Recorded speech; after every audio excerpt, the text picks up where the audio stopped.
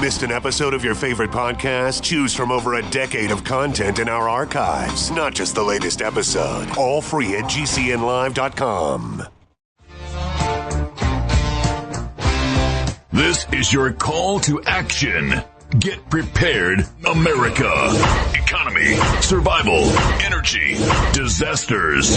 This is USAPrepares.com. Informative radio, educational radio. Interact now by emailing instructor@USAPrepares.com or text at 434-390-7953. Class, please take your seats. Now, your instructor, Vincent Finelli. Everyone all set, cocked, locked, blissed? Dr. Shealy, are you blissed? I don't hear Dr. Shealy. Hey, is Dr. Shealy here? All right. Can you make that happen? Okay, very good. All right. So, Jason, let me know when you get Dr. Shealy back in. Class, let me give you the schedule for this week. So today it's Dr. Shealy and me. Tomorrow it's Rich Sheben and me. Wednesday, Kyle will be with me. We'll be talking about tips from the book, and he'll be adding, subtracting, multiplying, dividing those tips, adding his own thoughts, insights, opinions, and knowledge base to the tips from the book. And let's see, Thursday, Kathy and Sharon our two domestic engineers wanted to share a broadcast and teach a class on basics for the pantry. What you need to have, why you need to have it. And when I was discussing this with them, I refer to it as the 80-20 rule. 80-20 is a business term I learned at the university. And what it means is, like let's say you have a class in the good old days, public school class. 20% of your students would cause 80% of your problems. In business, 20% of your customers might give you 80% of your sales. So 80-20 works like that. And so what they're going to do is share with you the 80-20 rule about what you should have in your pantry. The basics that will get 80% done for you in the new social paradigm where many people are staying at home more. They're not going to work. They're being locked out of their jobs. They're working from their computer and their mouse and keyboard at home. And so, and so that's what we're going to be talking about they are going to be talking about on Thursday. Friday, it'll be me with tips from the book. And if you'd like to join me, you certainly may. Just call in. And if you'd like to call in today, I've got the call screen open, and the telephone number will pay for the call, 866-582-9933, 866-582-9933. Dr. Shealy, are you blissed? I don't hear Dr. Shealy.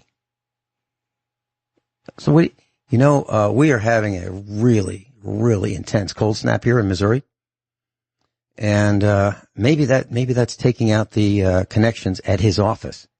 Yeah, I think he has a fairly sophisticated phone system there. And maybe that's what the problem is. So do you just want to let me know when you get him connected?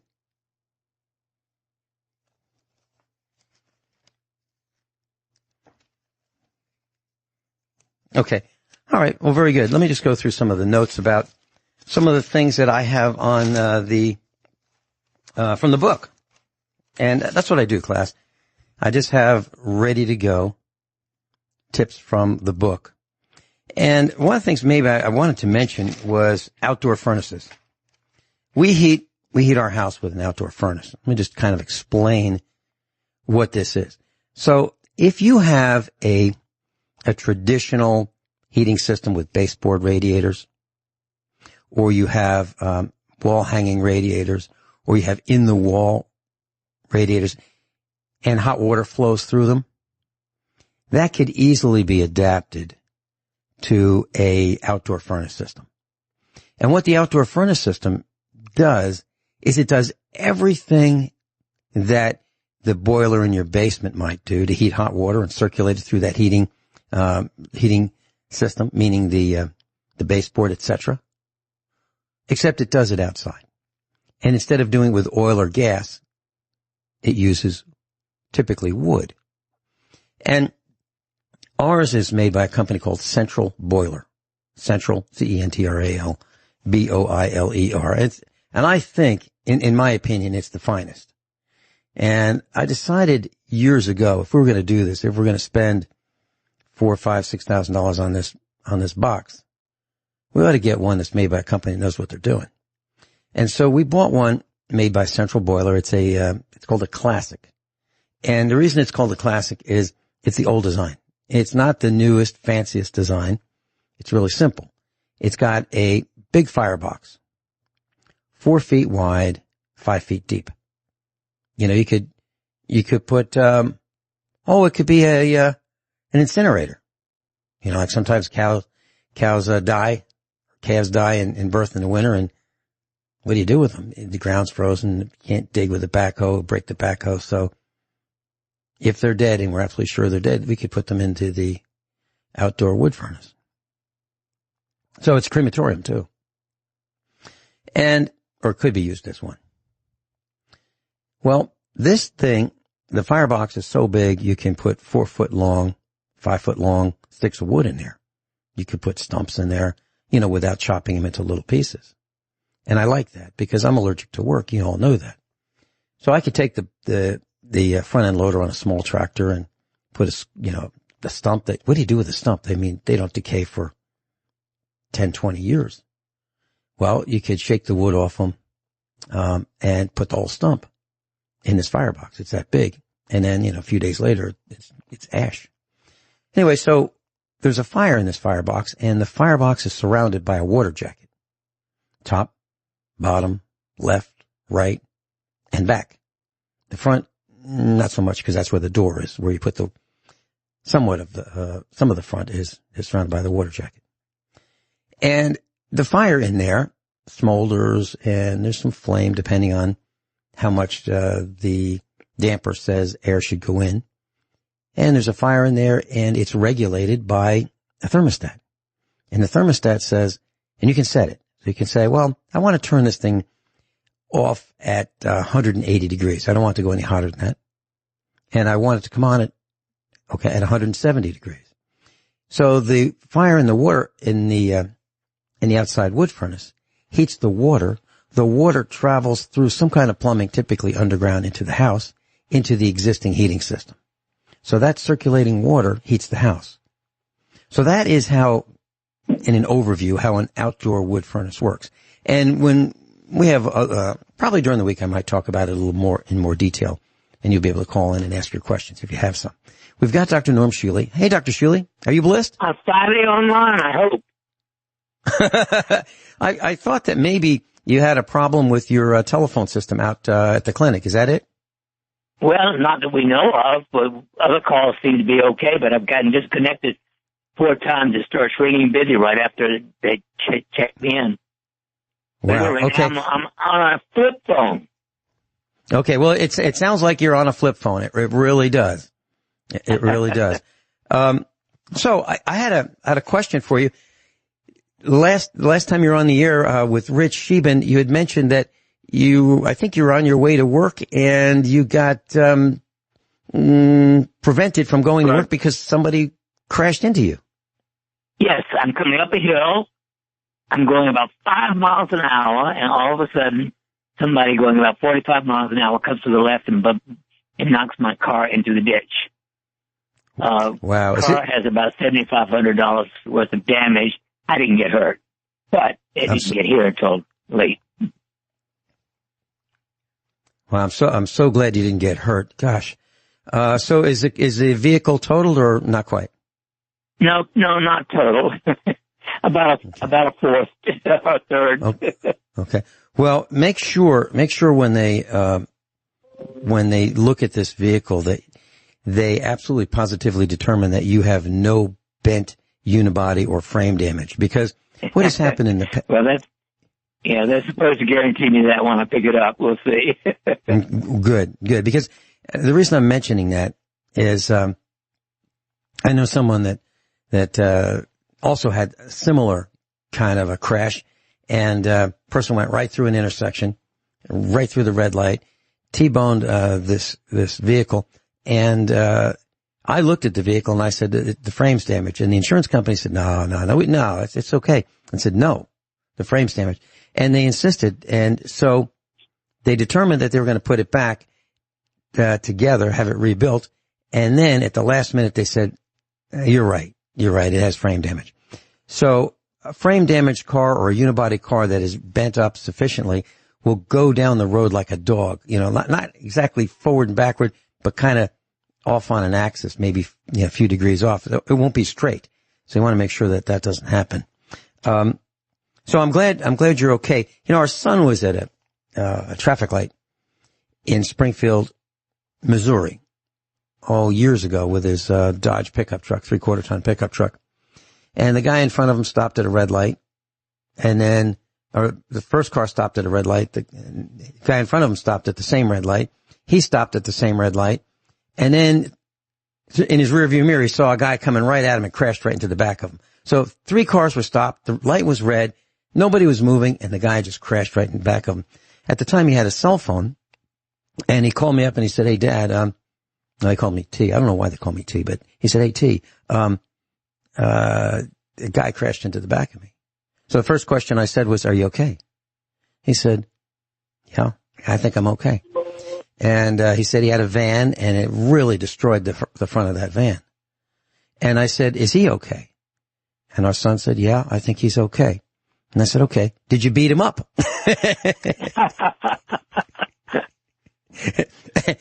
Because, I was frosted that we had a perfectly good truck, and this guy, smashed the back of it up.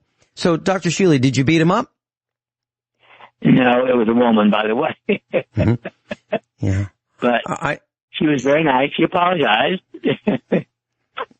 Yeah. Something about putting makeup on, reading the newspaper, not. It was a very complicated thing. There was a highway repair crew there with the road blocked with a wooden fence type thing. And I stopped, and they pulled the fence apart, back for me and motioned me to come through. Interestingly, her driveway must have been at least immediately past their block, and somehow, because they were still blocking that lane on her side of the road, they started out at about 40 miles an hour. I'm going about 5 miles an hour, and she crashed into me. Wow, I'm so glad. I'm so glad you're not hurt. And is she okay? I'm fine. Yeah. How about her? Yeah, she wasn't hurt. Great. Dr. Shealy, I have a story I'd like to share, and it'll probably take 1.5, well, maybe 15 minutes through discussion with you about this story. It's something that is really on my mind, deeply on my mind. It's semi-philosophical, but the story I'd like to share with you is absolutely real. It's true. It happened, and it happened in the Commonwealth of Virginia. And it started hundreds of years ago. Dr. Norm Shealy is with us. And Dr. Shealy, I'd like to share a story with you. It's going to take several minutes to explain this, but sometimes I use the terminology I know. And when I say I know, class, that means that I have firsthand experience. I've been there. I saw it firsthand. So what I'm telling you is I know. Well, if I see a call coming in from Kathy, and I don't want to hold her up, I know she has a medical question for Dr. Shealy. So as soon as Jason is done typing in the information on the call screen, okay, here we go. Kathy, welcome. You're on with Dr. Norm Shealy. Hi, Vince. It's Kathy. How are you? Very well. I'm looking forward to our broadcast, or your broadcast, this week, with Sharon. But, you're on with Dr. Shealy. Please go ahead. Okay, Dr. Shealy, I have a question. This is, my son asked me to ask you. He has a friend. Okay. He's 28 years old. He's been diagnosed with ankylosing spondylitis, and I will read you some of the things he said in order to get some help. He said his hip pain started in 2017, but it was manageable. In 2018, he dealt with Lyme disease, and he had severe hip pain in August. In 2019, he spent 8 months doing physical therapy, trying to avoid hip replacement. And he said November, an MRI confirmed ankylosing spondylitis bilaterally in his hips, neck, and spine. He did seek stem cell cartilage regeneration, but he said not viable. He used a PEMF, with not much improvement. He also said that some surgeons said that he can have surgery, but it's at considerable risk. This year, in 2021, he is using a wheelchair with some improvement in getting around, but still very restricted. He tried growing cartilage with collagen and bone broth. The only thing that he felt that helped him was when he was fasting. And he was wondering if the ankylosing spondylitis stems from the gut or if there's anything else he can do. Well, that's a really very complex thing, obviously. If he were here, I would want him to have at least 5 or 6 IVs of large doses of vitamin C. And at the same time, to use the PEMF device at least 8 hours a day. Okay. And also, finally, to use Fire Bliss, because that could help raise DHEA, and it is particularly good in rheumatoid diseases. Okay. What if someone is just diagnosed with ankylosing spondylitis but is not symptomatic? Is there someone, because I think there might be other members of the family that think they might be having problems? Right. I don't know. Interestingly, many decades ago, Norman Cousins wrote a book about his problem with rheumatoid spondylitis cured by vitamin C and laughter. Okay. Okay, I can pass this information on to him then, Dr. Shealy. I know he's a young man, and from what my son met, I mean, he knows him when he used to live there. But he just said he's just a wonderful young man, but he's really struggling with that. And 28 years old, that's pretty young to be in a wheelchair. Yes, it's terrible. I mean, that is, to say the least, life-threatening. Yeah.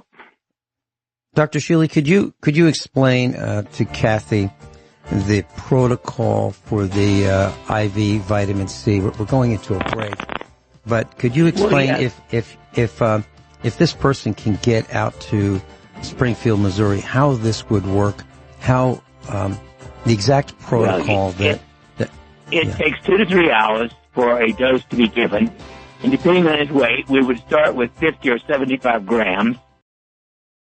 Dr. Norm Shealy's with us. Kathy called in, and she had some questions. Dr. Shealy was talking about vitamin C, intravenous vitamin C therapy. And, in addition to the vitamin C, of course, we had a bunch of vitamins and minerals to balance it, and I've been doing this since 1979. It's extremely safe, but it does take sometimes a number of them. Okay. And Kathy, I have experienced the vitamin C infusion. You might call it a Myers cocktail. That's what Dr. Shealy calls it. And it is, it's a slow drip, and you just kind of sit down and relax, and you'll get this massive dose of vitamin C. And what I saw when mine was accomplished, and it took maybe an hour and a half, 2 hours, I was 20 or 30 years younger. Immediately, I called from the office. I called our son, at home and I said, get ready. I'm 20 years younger. There's a lot of stuff I want to get done. And I was in terrible shape. I mean, I was really hurting and a lot of pain. And I called him and I said, I got a lot of stuff we're going to do. So get ready because I'm 20 years younger or 30 years younger. And, absolutely true story. So my experience, and I've had probably 5 of these. My experience is that, it jumpstarts the immune system. Is that right, Dr. Shealy? Is that absolutely the purpose? Yes.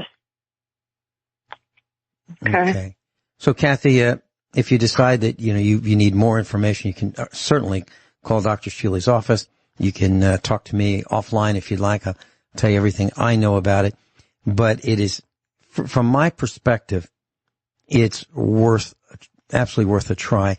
And do you remember the debate when Hillary Clinton was on stage and she had her last, we'll call it a debate. I don't know really, just, it's oratory. When she was on stage, her performance was absolutely magnificent.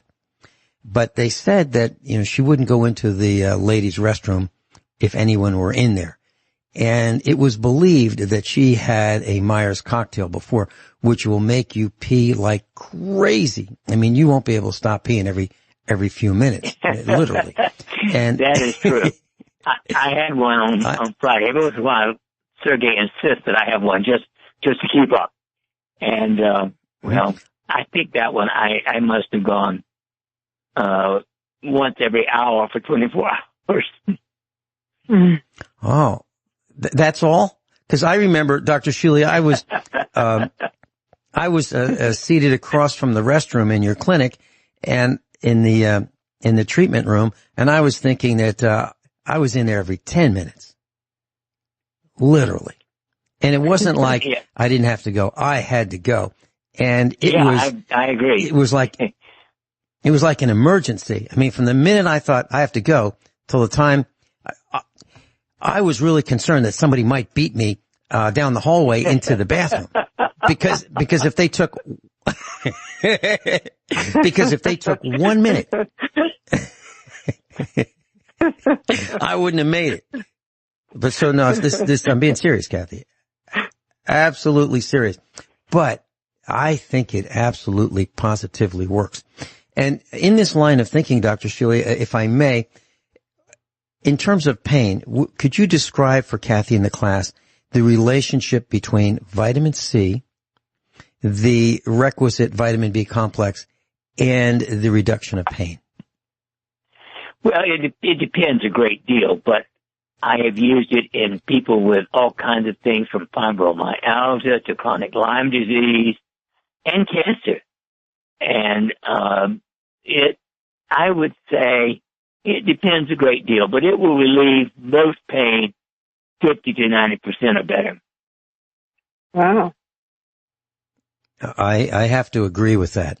And believe it or not, Dr. Shealy, I have a jar or bottle of your youth formula in the studio along with your Dr. Shealy's essentials and some of your other supplements. And I keep it here because I take your youth formula and your Dr. Shealy's essentials every couple of hours. Now, am I overdoing it? In my case. Not really, no. I think for most people, as long as you balance the B complex with the C, I mean, as long as you, the vitamin C is safe up to 10 grams a day in most people. So, that would be 10 of the, I guess that 10 grams, that'd be 5. That would be 20 of the 4 times 5. Yeah. Well, you said 10 grams a day. That'd be 5 of your youth formula because you have 2,000 milligrams or 2 grams. So it'd be 5 grams of the youth formula. But it's 4 capsules, so it'd be 20 capsules. Are you saying that? Okay, so I'm looking at the label right now, Dr. Shealy, and it says vitamin C, ascorbic acid, 2,000 milligrams. So that's 2 grams per capsule. But that's when you take 4 capsules. Okay. Okay, so the maximum per day is what? Well, 20 of them would be 10 grams, so that'd be okay. 20 of them would be 40 grams. No, it takes 4 of them to give you the 2,000 milligrams. Okay. So I'm reading the label wrong. Yes, it says serving size 4 capsules. And then it says, okay, so it's 5,000, so it's 500 milligrams per capsule? Exactly. Okay, so I was reading the label wrong. Very good. I'm so glad we got that straight. Okay, so the maximum number of capsules that a person could have would be 20 because it's 500 milligrams per capsule. Okay, class, that's it. Got it. Kathy, do you have any other questions? Yes, I have a question and a comment. Well, really, it's going to be 2 questions. Dr. Shealy, I have someone that I know that they wanted to get tested for this ankylosing spondylitis because it was in the family. And she got one test and it said negative, and then they wanted her to get another one, and then a couple years later it said positive. So how accurate is this testing if they're telling you one time you don't have it, the next time you do? Well, that does raise a question, but theoretically, if it's the same lab, I would wonder what happened in between, how long a period between the 2 tests. Yeah. I mean, I believe it was a couple years. But no. You could test positive and test negative today, and 6 months later test positive if something's happened in between. Yeah. Okay. I have one more question, Dr. Shealy. My husband has a sliver that is straight down in his thumb, and it's real calloused. Do you have any recommendations for that? Unless there's an excellent hand surgeon, I don't. Okay. I mean, I don't know anything else one could do, but it would, certain plastic surgeons specialize in the hand, and I would at least consult one. Okay. Well, I was soaking it in Epsom salt, and I believe I got part of it yesterday, but I was reading about this magnesium sulfate paste that's supposed to help draw it up. And I didn't know if you've ever experienced that, or I'm going to keep soaking it and trying to get it out. It's not huge, but we think there's still something in there. Magnesium chloride is better than magnesium sulfate. Okay. But the other thing that could help is castor oil, wrapping it in castor oil overnight. Okay.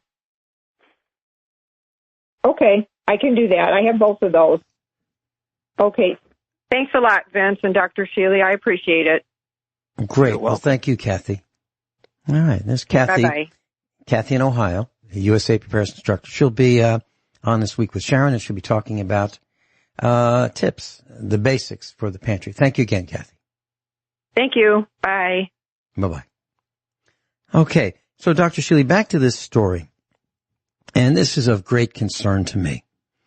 And it deals with the mind.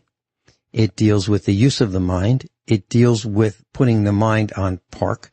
And so here's what happened. We lived in Virginia before moving to Missouri. And we bought a farm, and this farm was a family farm that dated back to the 1700s. And on this family farm, it was a tobacco farm and a vegetable farm, about 100 acres.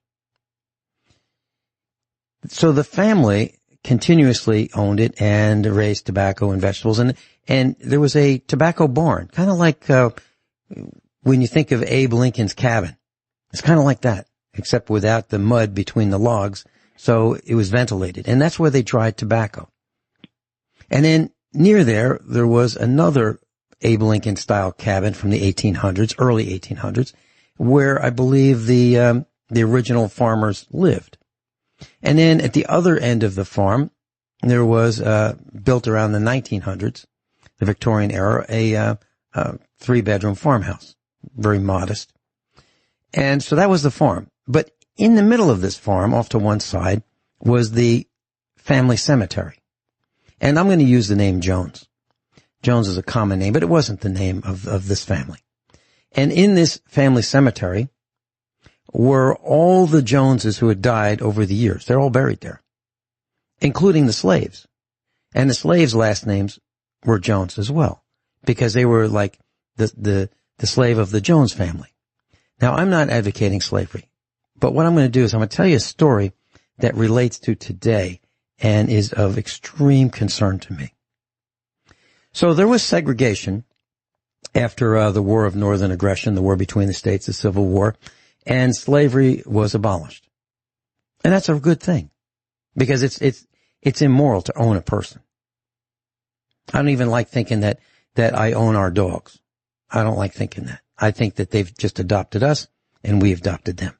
And it's a mutually beneficial thing, and we're all one family. So I think slavery is immoral. Well, in this case, in Virginia, after the abolition of slavery in the 1860s, the freed slaves were on their own, and they kind of settled in an area that was a little bit separate from where the white folks lived. And they congregated the whites congregated in one area and the blacks congregated in another area. And then came along desegregation in the 1950s, 1960s. And this desegregation was mandated by the federales in Washington, D.C., and they said, y'all are going to integrate your schools. Well, this particular area of Virginia had black schools and it had white schools. And they were working fine. Everybody was happy. Or at least they said they were. Now, I wasn't around back then, so I don't know for sure. But when the federal government said you will integrate, the next county over, which was called Prince Edward County, decided, and I'm just giving you the short version of this. It's complicated. But the short version is Prince Edward County, which was just over the county line from where we lived, just maybe 5 miles away from where we lived in our farm. They said, we're not doing it. So they shut down the schools for about 10 years. So back to the story, and it actually has a purpose that relates to today. So this farm had a family, and the family had slaves, and the family had the masters. And they operated as a family. The slaves lived in one end of the farm, as 100 acres, and the masters lived in another area of the farm. But the slaves took over, or were offered, the original cabin or settlers' cabin that was there first from the early 1800s. So then what happened was there was this, so the blacks were going to the black schools and the whites were going to the white schools in many of these counties. And the federal government said, you're going to put all the students together. There will be no more black schools and black classes separate from white schools and white classes. You're all going to be together. We're going to integrate. And that's a good thing. Well, there was a county, Prince Edward County in Virginia, the next county 5 miles over from where our farm was, that decided that they were not going to do it. So they said no. So what they did, Dr. Shealy, was they shut down the schools. All of them. Every single school in the county, every public school was shut down for 10 years. But because some of the whites had some wherewithal, some money, what they did was they built some academies. And I've been in these academies. I actually was the computer consultant designer to automate and make computer learning work in these academies. I was the guy who did that. So I've been in, every building of these academies in Virginia. Well, the academies were designed so that the white children of the white wealthy, or those who could afford it, could pay to send their children to their private school. And one of the academies was called Prince Edward Academy. It's been renamed the Fuqua School, F-U-Q-U-A. So here's what happened. So for 10 years in Virginia, in Prince Edward County, there was no school. And because there was no school, there was a lost generation.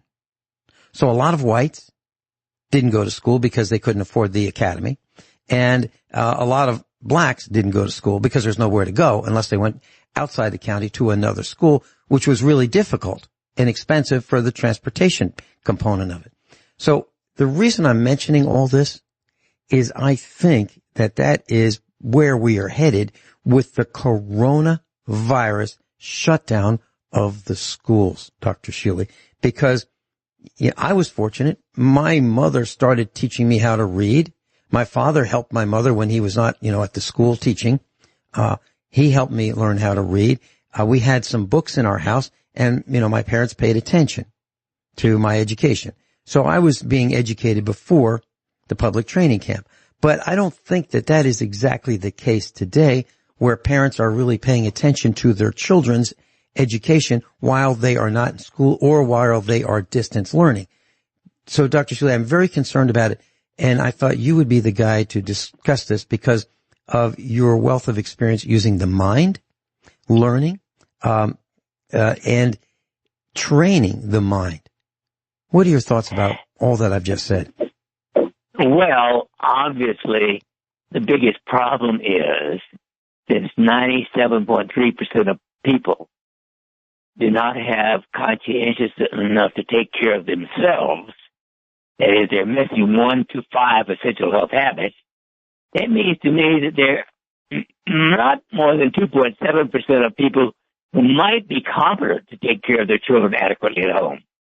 It's a big job to run your life, even working at home or whatever, and teach children at the same time. So I agree with what you're saying. I think we're on the verge of a catastrophic change in society. We had a AM 1340 radio station in a little town called Farmville, Virginia. AM 1340 is the frequency. It's a local frequency. It's a 1,000-watt station. You're on the 1,000-watt local station in Springfield, Missouri. It's where the news is local. If you want to tune into what's happening in your village, class, AM 1340 is where it's at. There are probably over 1,000 radio stations at that frequency, AM, across the country. And their job number one is what's happening locally, to tell you the local news, the local events, the local schedule, those kinds of things. And it's a great media outlet, probably the best in radio, in AM radio in the country, in my opinion. So the reason I'm mentioning this, Dr. Shealy, is they had a call-in, they called it Tradio. And a guy would say, well, I got a washing machine for sale and it's $50 and here's my phone number. Next guy would call and say, I got 3 wheels for sale or 4 wheels for sale for a trailer, and here's the size and here's my number and here's what I want for him. And it was a great program. It's like a swap meet on the radio. Well, this guy called in, and he was a black guy, and he said he bought at Radio Shack 100 feet of telephone wire. And he cut off, I think, 6 feet of it. And he said, I cut off 6 feet of it, off the roll. I didn't use any more of it, but I don't know how much is left because I haven't measured it. He was one of those guys from the lost generation. He didn't know 100 minus 6 equals 94. He didn't know that. He was going to measure it. And what I'm saying is that is a concrete example of the lost generation, the guy who didn't go to school, but he wasn't alone. There were whites, there were blacks, there were a whole bunch of people who missed out on the formative years of education. When we come back, can we continue this discussion a little bit about, you mentioned, I believe, catastrophic. I think that word is apropos. Catastrophic, where we're headed without education for our children. How would we fight a war? How would we estimate? How would we farm? How would we even handle a checking account? Hour number 2 of USA Prepares. Dr. Norm Shealy is with us, medical doctor. And I'm telling a story, and I'm not done. And it's a very complex story, but I think it's where we're headed. And it is so dangerous. And we can't let this happen. So here's some more of the story, Dr. Shealy. So we have this group of people who have not been into school in a whole generation from in the 60s. And then all along comes this waste company, the number 2 trash company in the country, called Allied Waste. BFI is number 1, or at the time was, and Allied Waste was number 2. Allied Waste decides that they're going to put a 14-acre dump on top of an aquifer in the area where these people live, the Black Village. And I heard about this, and I was outraged. I mean, I was not a broadcaster, I was just a farmer, but I was out of control angry about this. It made no sense. They were going to bring trash in from all the surrounding states, and they were going to bring it in by rail. They were going to bring it in by trucks. There was going to be 1 truck roughly every minute, 24 hours a day coming in, and they were going to just make a mountain on top of this aquifer. And it was ultimately probably going to kill these people because of the leachate that would perforate the liner and pollute the aquifer. Okay. So I got together with the people in the whole area, and most of them were white, but a few of them were black. And they said, I said, we need to have this information disseminated. Everybody needs to learn about this. We need to put some articles in the county newspaper that came out once a week so that everybody can read about it. And that's when I learned firsthand that the illiteracy rate in this county, in this area, was 46%. That means 46% of the people could read and write. The rest could not. So writing articles in the newspaper would do zero good in the exact area where this dump was going to be placed, because the people who lived there didn't take the newspaper. They didn't read the newspaper because they didn't know how to read and write. Any comments about this, Dr. Shealy? This thing is getting bigger and bigger, right? I'm flabbergasted at our political situation. It's always been borderline, in my opinion, and some days horrible, and today I consider it horrible. And what I'm talking about, Dr. Shealy, in class, is Virginia, the Commonwealth of Virginia, kind of like one of the places where our country began. And this is like borders of Washington, D.C. Virginia and Washington, D.C. share a border. So it's not like, when you think of Virginia, you don't think of what I'm talking about. You can't imagine 46% illiteracy rate in the Commonwealth of Virginia, can you? Well, I'm telling you that people in this particular area back then lived in cabins that were former slave cabins that had electricity. The electricity was one light bulb hanging down from a cord in the center of the cabin. Period. That's what I'm talking about. And I'm talking about people who did not read or write. And when you saw these people in school, you had no idea that they were going back home. They'd be dropped off by the school bus on the corner, and they would walk to their cabin, which had a dirt floor. You had no idea that that's what was going on. But it was. And this is as sad as can be, and we can't let this continue, because in my opinion, if we allow the school system, and I'm not a big fan of the public training camp by any means, but how will the majority of people learn how to read and write when their parents use things like tablets, cell phones, Kindles, electronic media, and they don't have books in their house? How are they going to teach their young people how to read and write? They buy this electronic media. They buy these electronic books for a few dollars rather than the actual paper copy, the hardbound or paperback copy. They buy this, and then when the battery quits or they drop their tablet, they've lost everything because they can't transfer it to the next device. They've lost their minds with being sold down the river with this technology that is going to destroy future generations. Dr. Shealy, any comments about that? Well, I, interestingly, have all my life since it came on been using a PR, and I despise Microsoft as much as anything in the world. I'm about to change to Apple. Well, Apple, okay. You're thinking about an operating system? A MacBook, yeah. How about this? Okay. How about this? How about using Linux? Have you considered that? Using what? Linux. Oh, is that an operating system, Linux? Yeah. Yeah, and it's free. It's free. I'm sitting right in front of, in the studio here, just, I don't know, 50, 60, 70 miles from where you are. And I have a couple old Dell computers, and I have 3 of them. And what I've done is I've downloaded for free a copy of Linux. It's Linux Mint, M-I-N-T, is the distribution of Linux. And I have, maybe close to the latest version, but maybe not. And what you do is you just go on your Microsoft computer and you type in Linux Mint, 2 words, Linux Mint, and then the next word, download, and you can download it for free. And then you burn it to a DVD. Then you take that DVD and you put it into your computer. And it'll say, do you want to install Linux? Do you want to test it? Do you want, take it for a trial ride without installing it? Just want to load it? Do you want to install it and overwrite Microsoft? Or do you want to boot with Microsoft and or Linux? So you can pick one.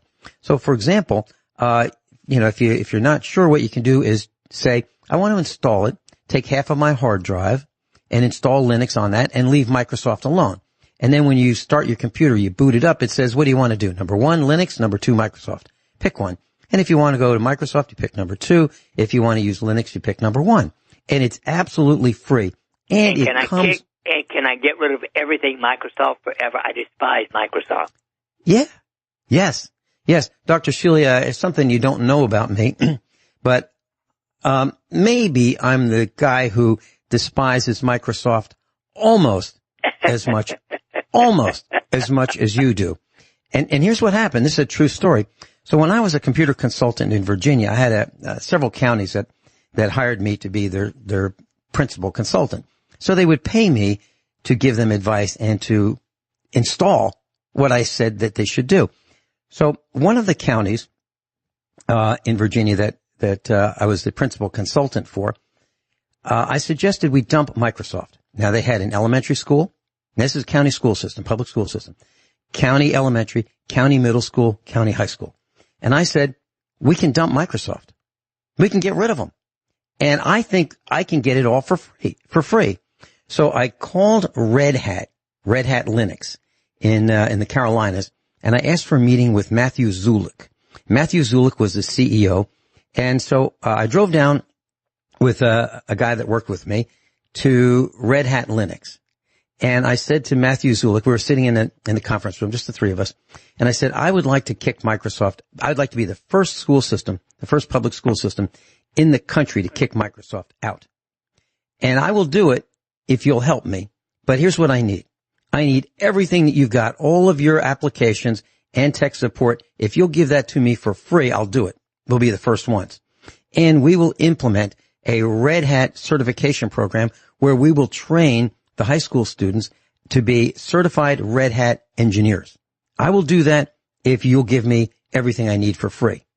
He said, you got a deal. So what we did, literally, we spent the entire summer, one of the technicians and I, who is now running the school systems, information technology, together we put Red Hat Linux on almost every computer. And during the summer, some teachers would walk in and we'd say, we're putting in this new operating system. What do you think of it? Let's go to Office and see what you think of Office. And they go, well, it looks like Office to me. Well, it was free. So when Bill Gates would sell us a copy of Office every 18 months for $89 or $189, every 18 months, we'd have to upgrade the operating system, Windows, for another $89. We got rid of all of that and put in a dual boot system where you could press 1 or press 2. And if you went into Linux, you could run Windows applications under Linux. You could run Windows applications under Windows, and they look the same. So what I'm saying is, if you like Microsoft Office, you don't have to have that. You can use Linux for free. It comes with Office. When I type an email, it's in Linux. When I type a document that I want to save, it's in Microsoft's. I'm sorry, it's in Linux. I don't want anything to do with Microsoft, including documents especially. Well, okay, this reads and writes Microsoft.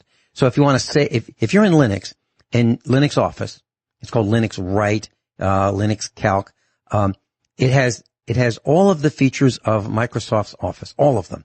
It's absolutely 100% free, and it will read a Microsoft document and it will write a Microsoft document, or it'll save it in its native, Office, Linux Office format. It is absolutely fabulous. I've been using it for, 30 years now, and It works great. It absolutely works great. So, and it looks like Office. It looks like Windows. If someone came into the studio, they would say, you're using Microsoft. And I go, well, it kind of looks like that, doesn't it? But it's not. It's Linux, and it's absolutely free. So if you want to learn more about a class, you can go to type in Linux, Linux, space MINT, Mint. And there's also Linux, there's also Red Hat Linux. There's a whole bunch of different Linux distributions. I just happen to think that the easiest for me to use is Mint. So Dr. Shealy, it's free. And I have a feeling that Sergey Sorin, your medical business partner, is into computer technology. And you might want to, discuss this with him. But it works really great and it's stable. And There's no antivirus for it because it doesn't need it. Can you imagine that? I thought it was the great advantage, so-called, of Apple. Oh, well, okay, but here's what this will do for you. It will let you use your current computer. You don't have to buy any new computers. All you have to do is download this and save it to a DVD. You'll save it to your hard drive. You just type in Linux space mint space download. You download it. You create what's called an image file of it. And then you just take that DVD, put it in your disk drive, boot with it, and load it. And you will be so impressed. But make sure that you back up everything that you want just in case something goes wrong during the installation process. But I think you'll be really impressed. You'll say, wow, it looks just like what I used to have, except it's not owned by Bill Gates and Company. Yeah, I consider him at least the most evil person I know enough about to call the most evil person in America. Yeah. Well, and it's not just him. It's his buddies. It's like Adobe. I was bumping along just fine here in the studio, and all of a sudden one day a Microsoft computer that all I did was use it to boot to my Bricklink Comrex equipment. We use Comrex equipment for communications here, and it stopped working because Adobe, that ran under Microsoft Windows, they said, no, we're not going to support it anymore. When they said they're not going to support it anymore, they mean we're not going to let you use it anymore. Support it, I don't care about the support, but they shut it down. So now it doesn't even work. So that kind of stuff doesn't happen with Linux. Linux is the way to go. Class, Dr. Norm Shealy is with me. Dr. Shealy, I just sent you a copy or a link to Linux. Great. And class, here's what you do. If you're going to download it, make sure you download it right from a good source. And I'm going to give you a good source, the one that I sent Dr. Shealy. It's called linuxmint.com, LINUXMINT. One word, linuxmint.com. Okay? And you'll be able to read about it. David in Illinois, welcome. By the way, David, you are a technically savvy guy. I know that. Any comments about what I said regarding Linux and Dr. Shealy's situation? Yeah, I had some comments for you about that too. Now, Linux, I use mess with Ubuntu Linux. It's just another flavor, another version. Yes, now he could install one of the versions. I'm not sure if Mint has. I'm sure they probably do. You can install it and run it off a simple flash drive, plug it in a USB port. Tell your That's correct. computer to That's boot correct. up. This That's way correct. you can get familiarized with it, see how it works. It should be a lot faster than Windows. It'll function a lot better. You'll have a little bit of a learning curve, I'm sure. But now the Office program that I use, in what I believe was one of the first ones for Linux, wasn't it OpenOffice? There were several versions. There was OpenOffice, there was Apache Office, and Libre, Libre Office. And it seems like it was the same project that was taken over by different groups. Now, to just be clear, class and Dr. Shealy, Linux is open source, which means that it's not the code, the actual source code is available to be looked at. Anybody can look at it and anybody can modify it. It's just that they have to annotate what they did with their modification and why, who they are, when they did it, and why. So it keeps getting improved. And if someone tried to trash it, that would be fixed by the worldwide users. So it's not for sale.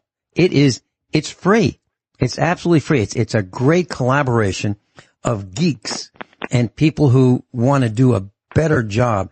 And I was going to send Dr. Shealy, I didn't have enough bandwidth at the time to send him a screenshot of my computer to show Dr. Shealy. It looks just like Windows. Just like it.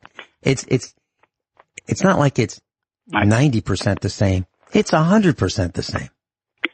And the Linux users community, they don't really tolerate people purposely trying to mess up the software and make it.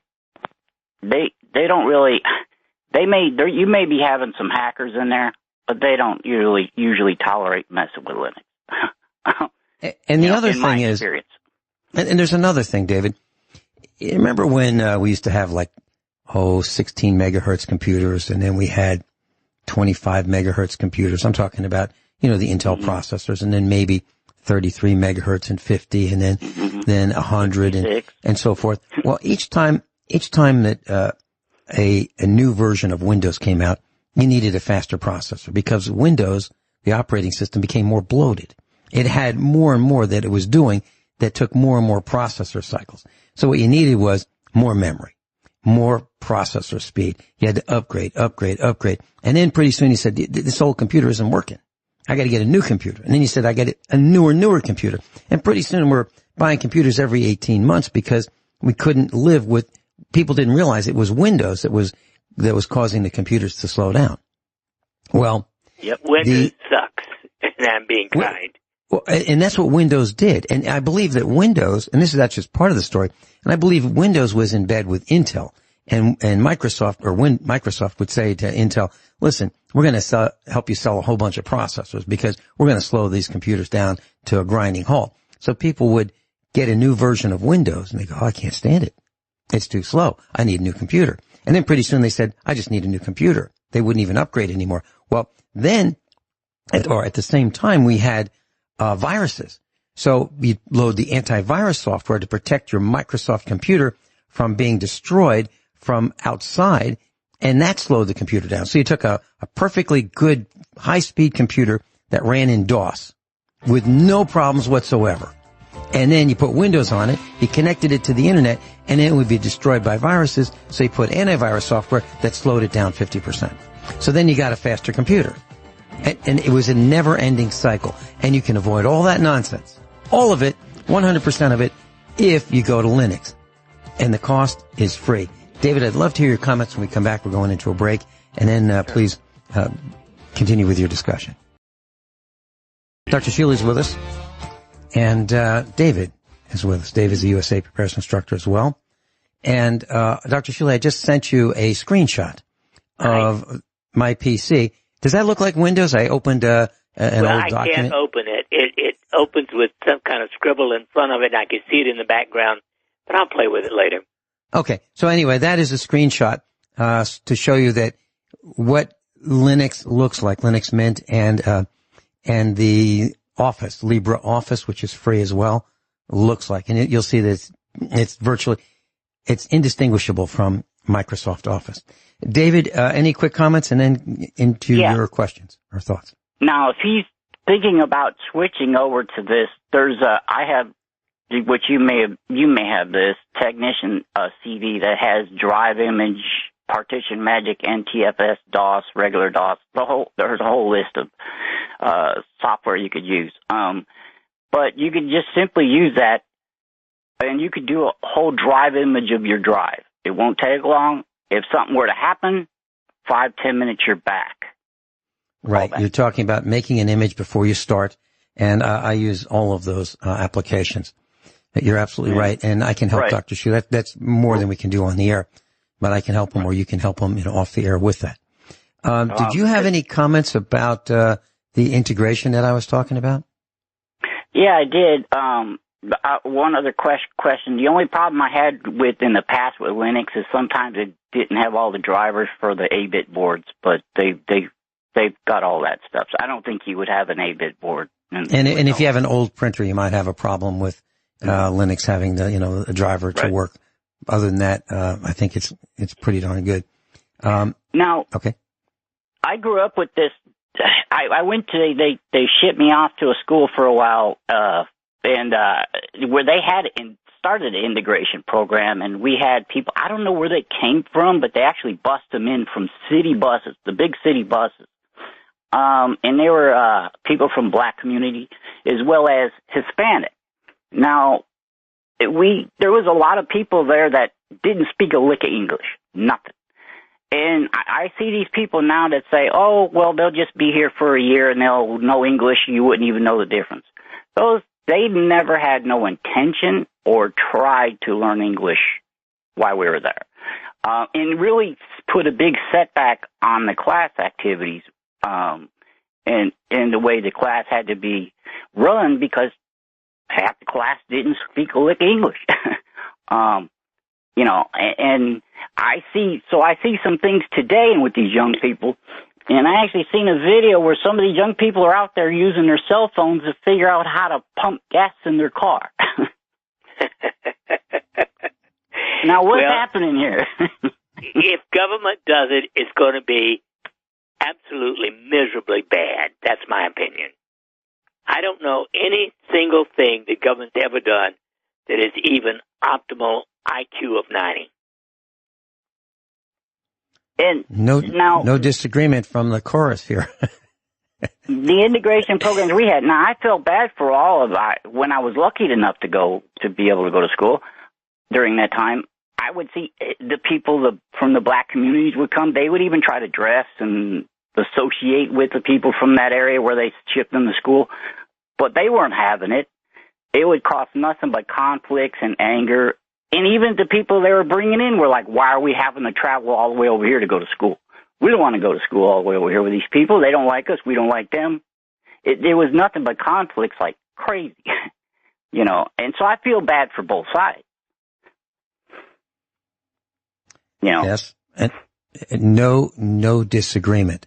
And the problem is, you know, if you think about how we evolved, you know, we started out maybe in caves, and we didn't start out in caves, but you know, we occupied caves and we made some marks on the caves to communicate our thoughts, and then we improved that we scratched out some symbols on some rocks, and then we improved on that, and we used clay tablets, and then we improved on that, and we used papyrus and reeds and some berries for ink, and then we got pencils and paper and books, and that's how we passed knowledge on.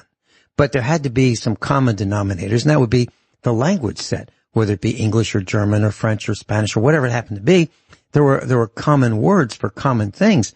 Well, if we lose that ability to communicate, how the heck can young people go forward? Like, read that cell phone screen to tell them how to pump gas. How can they do that? How can they know not to lick the light socket?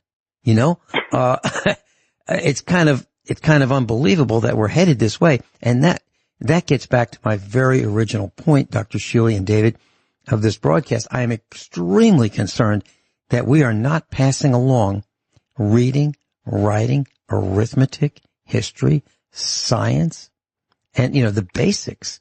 I'm concerned that we are not communicating that to our young people, because I've talked to people who have friends who have young children, even in the Springfield public school camp, and they're not going to school. They are distance learning. How do you learn how to read if you don't know how to read? Who's going to do that? Is the mother going to teach the child how to read? Most people say, I can't stand being with my child that long. I mean, I'm sorry to say that, but that's what they say. Not me. That's what they say. So it's too frustrating for them. So how can we possibly go forward? How can these people know what a stop sign is for, or what a yield sign is for, or anything? How can they order off a menu? I have experienced myself with the illiteracy issue. I had surgery where now close-up vision, everything's double. And with this crazy virus, still haven't been able to get over there to see if they can correct it at all. But my wife gave up her eyes a long time ago to stop them from hacking into her. But she noticed that we both started to notice there was problems, and we started having difficulty writing, remembering. So if I go to actually write something, it's very difficult for me. I use voice dictation most, and apparently it's pretty darn bad with mine. Hers, she learned to do it really well. She's great at it, because she learned Braille on her own just so she didn't lose that capabilities. And do you know, now that she got through the classes, and she took math and algebra and all that all over again, just to learn how to decode it, basically. You got to translate this stuff. It's not as simple as you think. And I gave her everything she needed to do it. I admired it. But they're closing all those classes down. So now you're having that. Now, I noticed myself, when I really have to write something myself, I have to think hard and go back and picture that word in my head. Because I haven't seen it in so many years because it's too difficult for me to try to read when it's double.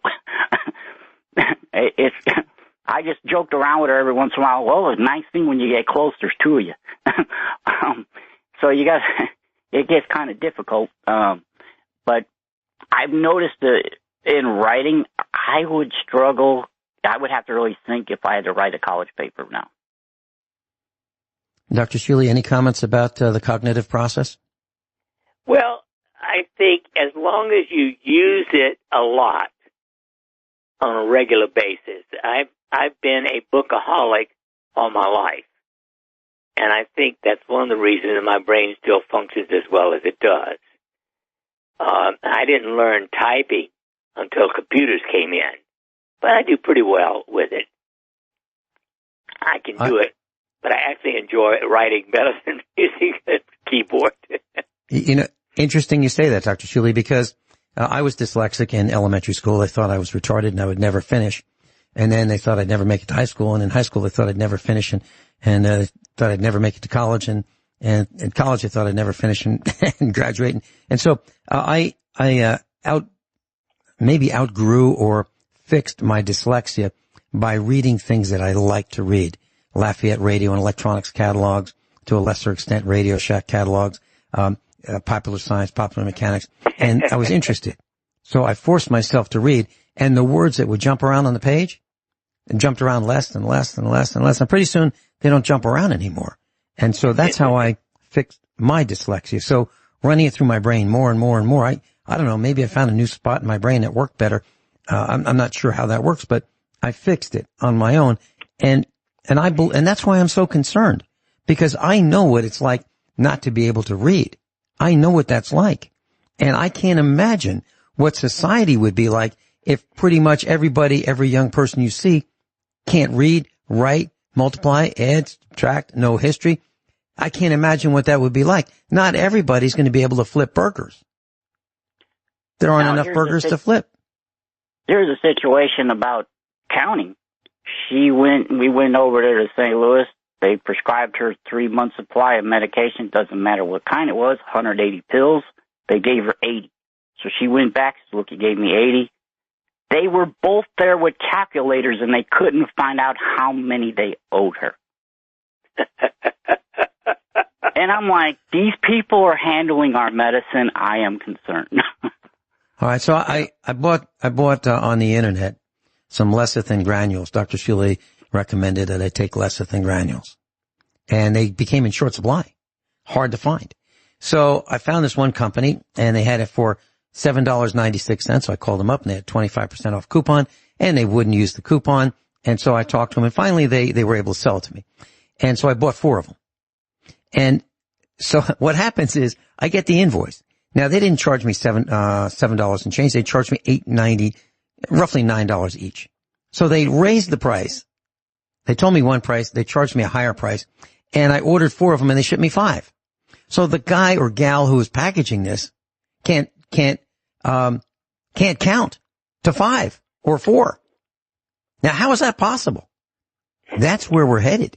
So now I'm saddled with, I got to call these guys and, let them know that, they need to adjust the price to what we agreed on, and that I need to pay them for the extra one. What a nuisance. No. What a nuisance. Can I ask you a question about that? Yeah, we're only talking about counting to 5. Doesn't it irritate the heck out of you that the simplest task that you have to do every day becomes a nightmare? Well, yeah. And so if I buy something at the Chinese factory outlet, they send me an email. So what do you think? How did it arrive? Well, it had arrived in a box that was 8 times bigger than it needed to be, and it had way too little packing, and the big heavy metal cans smashed into the little plastic items, and they're all splintered all over the box, and I can't find half of them. What do you mean, how do I like it? And my question is, who hired the guy who's packaging, and who hired the guy who supervises the packaging, and who hired the guy who's in charge of packaging? Who hired those people? And why are they still there? Because when I pay for it, when I click checkout and I go pay, it's mine. And that's when it gets destroyed. It's not destroyed when it's in the pallet in the warehouse. It's destroyed when they put it in the box, my box. that's when it gets destroyed. That's the start of the destruction process.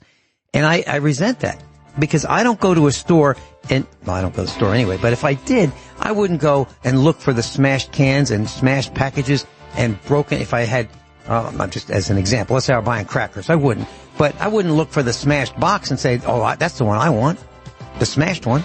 But that's what I get. It's an outrage. And that's why I'm so concerned about what is happening right here, right now with this lost generation. We'll be right back. Dr. Norm Shealy is with us. David's with us. David, if you'll bear with me for just a couple minutes, I've got a couple quick questions for Dr. Shealy. Dr. Shealy, you're going to be on the air this week in KICK in Springfield, Missouri. Would you tell our class how they can get emails from you should they want to be invited to the free over-the-air radio classes with the video? Oh, boy, I cannot do that. But if they will send me an email, I will turn it over to the guy who can. Okay. So Norm at Shealy.com. Norm, N-O-R-M, at Norm Shealy, NORMSHEALY.com. You can sign up for the free newsletter, and what'll happen is you'll get a wealth of information, and you'll get an invitation to his free class. Now, these are radio broadcasts with video. He and Dr. Sergey Sorin, his medical business partner and clinic practitioner, broadcast once a week out of the radio studios of KICK, and I used to broadcast out of there as well, so I'm quite familiar with that. It's a great operation, and you can be invited. It's not like it'll just tell you when. It's not like you have to have a special invitation. You can go there without being invited. You just need to know where. So that's what this will do for you. Dr. Shealy, a couple very quick questions. Saul Palmetto, I have a question from one of our class. What is for men, in middle-aged men, what is the dosage of saw palmetto that you recommend? 400 milligrams 3 times a day. 400 milligrams 3XD. Okay. And is there a weight consideration, or is that just for everybody, all men? Well, I would say that's for an average male of about 150 to 160 pounds. Okay. Gets up to 200 pounds, I might add another one. Okay. And the next question, let's see. When I take vitamin C, if I take a lot, toward when I think I'm getting close to too much, I tend to get jittery. Is that a normal feeling when you take too much vitamin C? Not to my knowledge, and to me, most people, when they get too much, actually get diarrhea.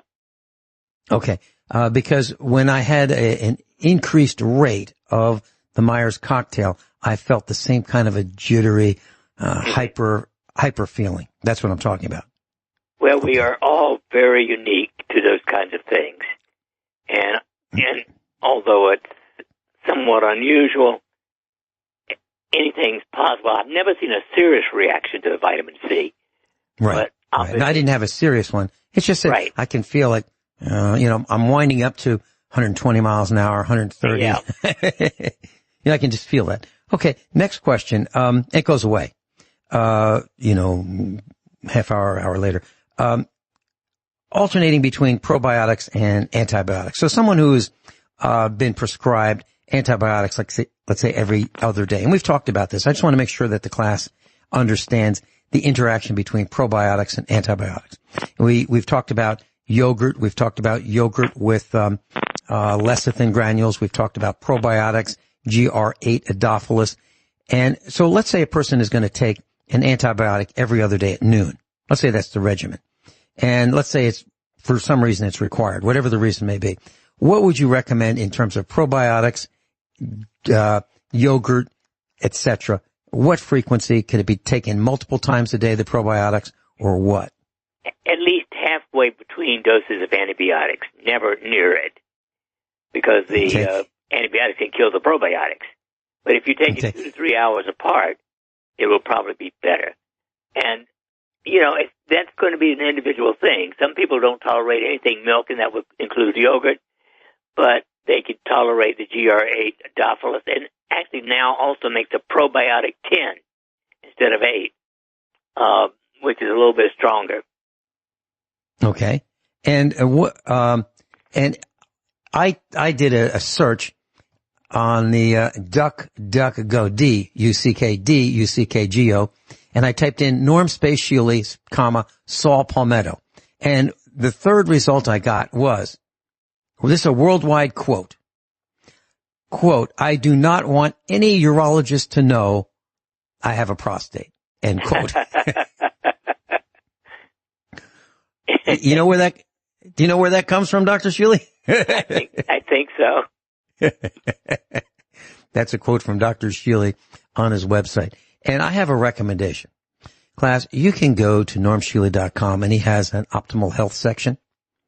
You can find out pretty much anything you need to know about Dr. Shealy's recommendations right there, right now. Would you like to comment on that, Dr. Shealy? Well, I like to talk, and I'm happy to provide the information. You know, I was thinking over I lay awake at night, many nights, thinking about all kinds of things. And I was thinking about something that I've heard you say over and over and over again. And I believe that quote would be something like, I'm paraphrasing, that the purpose of life is to help other people. That is the only real purpose in life, yes. And that's what you do. That's what David does. That's what we at USA Prepares try to do. And class, I was thinking about that. And if you feel that you ever listen to a broadcast and you do not get your full money's worth from USA Prepares, turn over your radio. At the bottom of your radio, you will see the address and send in a self-addressed stamped envelope and request a full refund for the amount you paid for the broadcast. And we'll do our best. I love it.